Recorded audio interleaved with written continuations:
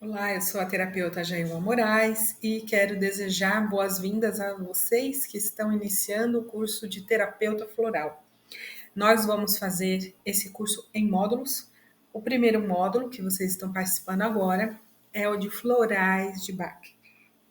Um pouquinho sobre o meu trabalho, eu tenho pós-graduação em psicologia e orientação profissional, também sou psicanalista, tenho pós em PICS, práticas integrativas complementares, atuo desde 2014 com as práticas integrativas.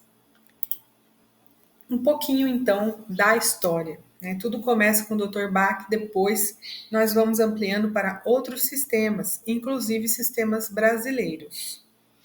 Então, o Dr. Bach nasceu em Moseley, na Inglaterra, que é uma das regiões da Grã-Bretanha que abrigou a cultura celta. Para quem não sabe, quem não tem conhecimento sobre a cultura celta, ele teve essa influência da cultura celta. Por quê? Primeiro, da questão da espiritualidade, porque é uma forma de prática do animismo. A cultura celta acreditava que todas as coisas, né, sejam elas reino mineral, animal, reino vegetal, todos possuem a centelha divina. Então, todos eles são animados, todos eles têm vida. E também um pouco das questões que os sacerdotes, os curandeiros, sábios, eles traziam sobre o conhecimento das ervas, das plantas, para curar não apenas as questões físicas, mas também as questões espirituais, mentais e emocionais. Então, é uma forma holística de se olhar a cura.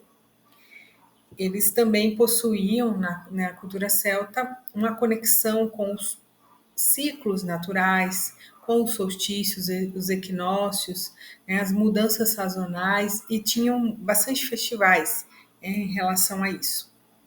Então, a primeira coisa que Bach traz para o sistema é a conexão com a natureza. Antes de você colher, por exemplo, uma planta, uma flor, você vai ter uma reverência.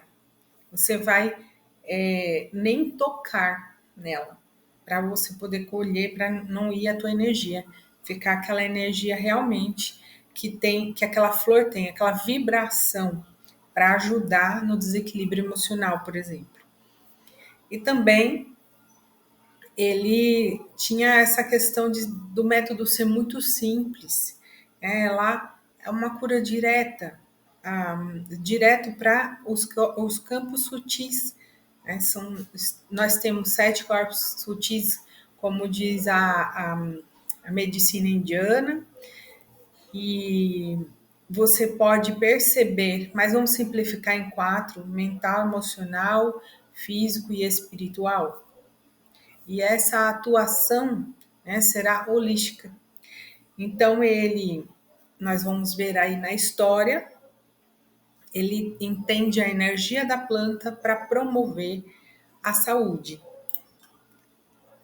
Bom, aos 20 anos, ele foi para a faculdade de medicina, né, era bacteriologista e imunologista, e também atuou no pronto-socorro de Londres, como alopata, mas depois que ele foi para o hospital de homeopatia, foi aí onde ele entendeu essa teoria.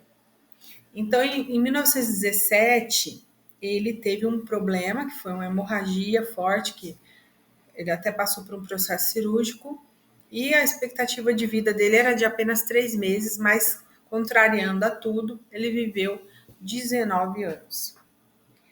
Naquela época ali, em 1918, por exemplo, era fim da Guerra Mundial e estava com um ataque no planeta sobre a gripe espanhola, que pegou 1% da população, e ele estava ali observando o que levava algumas pessoas a terem a doença e o que levava outras pessoas a não terem a doença. Em 1919, ele começou a trabalhar então no hospital homeopático. Em 29, ele já estava sendo muito respeitado em toda a Europa, mas ele abandonou a carreira em busca dos florais.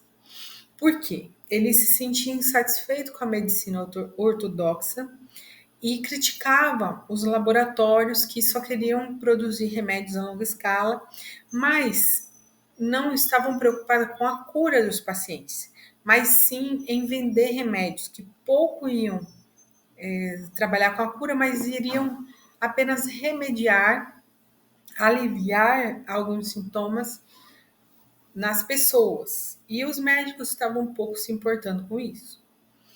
Então, em 1930, 34, ele descobriu os 38 remédios florais e ele escreveu os fundamentos dessa nova medicina, publicou e também ele foi muito criticado pela comunidade médica e mas para ele queria trazer isso para a humanidade, remédios que fossem de baixo custo, que ajudassem as pessoas nos seus problemas interiores e que as pessoas ficassem bem e o bem-estar causasse cura no corpo.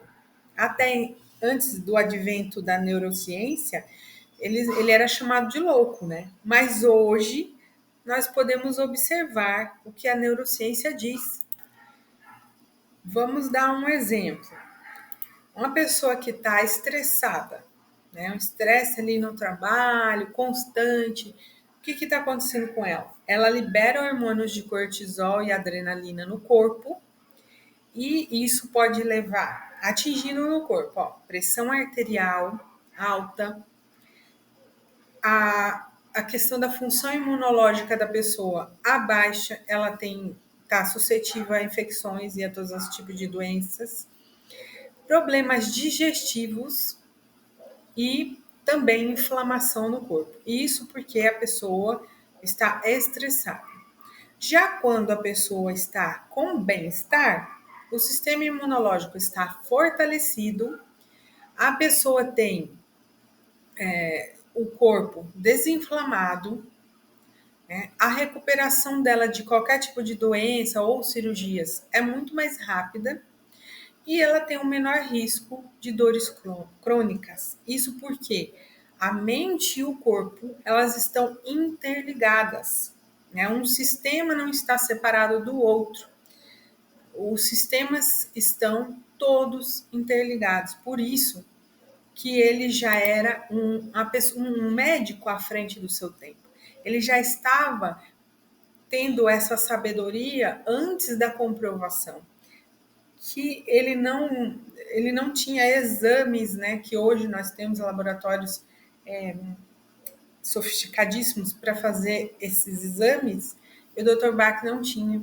O que ele fez foi a própria observação. E no final, ele morre dormindo na madrugada de 27 de novembro de 1936, ao concluir aí os seus 38 remédios. Agora nós vamos deixar vocês com um vídeo mostrando a história.